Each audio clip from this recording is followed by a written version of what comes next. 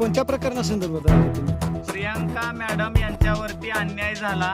या डोंगर गावामध्ये महाराष्ट्रातला सगळ्यात मोठा अन्याय प्रियांका गायकवाड यांच्यावरती झाला आणि त्याला वाचा फोडण्यासाठी मुख्यमंत्र्यांची लाडकी बहीण, सुनित्राताईंची लाडकी बहीण, एकनाथ भाऊंची लाडकी बहीण आणि आमच्यासारख्या सामाजिक कार्यकर्त्याची लाडकी बहीण याला कुठेतर न्याय मिळावा आणि त्या महिलेनं स्वतःचं बरं वाईट काय करू नये आणि म्हणून आम्ही आधार देण्यासाठी या डोंगरगावमध्ये, या उन्हाच्या रानामध्ये, या पत्र्याच्या शेडमध्ये आम्ही आलेलो आहोत।